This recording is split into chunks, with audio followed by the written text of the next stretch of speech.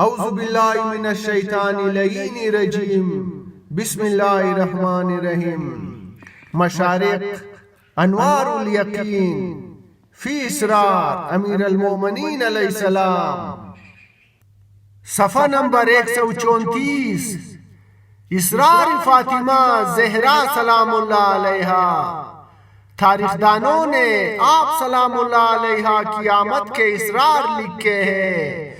جب be be سلام اللہ علیہا کی دنیا میں آمد کا وقت آیا تو اللہ نے 20 حوران بشت کو بی بی خدیجہ سلام اللہ علیہا کے پاس جنت کے تشت صحراہیا اور حوض کوثر کے پانی کے ساتھ بھیجا، اور ان حوران کے علاوہ مریم سلام اللہ علیہا بنت عمران علیہ السلام، سارہ سلام اللہ علیہا زوجہ ابراہیم علیہ السلام، اور آسیہ سلام اللہ علیہا بنت مزاحم علیہ السلام بھی تشریف لائے تاکہ بی بی سلام اللہ علیہا کو دنیا میں خوش آمدید کہہ سکے۔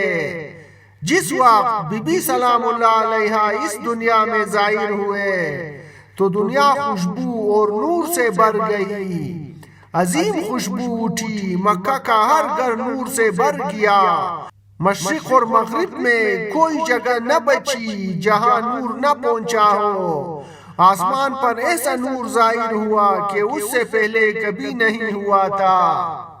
اور ان مقدس خواتین نے بی بی خدیجہ سلام اللہ علیہا سے کہا، اپنی بچی کو لے لو، اے طاہرہ سلام اللہ علیہا، معصومہ سلام اللہ علیہا، نبی صلی اللہ علیہ وآلہ وسلم کی بیٹی، وسیع علیہ السلام کی زوجہ، نورانی اور پاکیزہ ام الابرار، حبیبت الجبار، سنت الادہار مبارکہ ہے۔ اس کو اور اس کی اولاد کو بابرکت کیا گیا ہے۔ اور جب پاک ماں نے معصومہ سلام اللہ علیہا بیٹی کو گود میں لیا تو بیٹی نے اپنی معصومانہ زبان سے کہا، میں گواہی دیتی ہوں کہ اللہ کے علاوہ کوئی اللہ نہیں۔ میرے بابا صلی اللہ علیہ وآلہ وسلم انبیاء کے سردار ہے، اور امام علی علیہ السلام جو میرے شوہر ہے اوصیہ کے سردار ہے، اور میرے بیٹے اسباط کے سردار ہے۔ پھر بی بی خدیجہ سلام اللہ علیہا نے ان عورتوں کی گود میں بیٹی کو دیا تو ہر خاتون نے بچی کو اپنی پسند کا نام دیا، اور آسمان کے باسی ایک دوسرے کو بی بی سلام اللہ علیہا کی دنیا میں آمد پر خوشخبری دیتے تھے۔ بی بی سلام اللہ علیہا جب صدف مادر میں تھی اس وقت اپنی مادر سے باتیں کیا کرتی تھی، اور تسبیح و تقدیس کی آواز سے ماں کو تنہائی کا احساس نہیں ہونے دیتی تھی۔ بی بی سلام اللہ علیہا اپنے نور میں اور حسن و جمال میں اپنے بابا رسول اللہ صلی اللہ علیہ وآلہ وسلم سے مختلف نہیں تھی۔ بی بی سلام اللہ علیہا اللہ کے نزدیک کس مقام و مرتبے کی حامل تھی، اس کا ایک مظاہرہ اس وقت ہوا جب بی بی سلام اللہ علیہا کو فدق سے محروم کر دیا گیا۔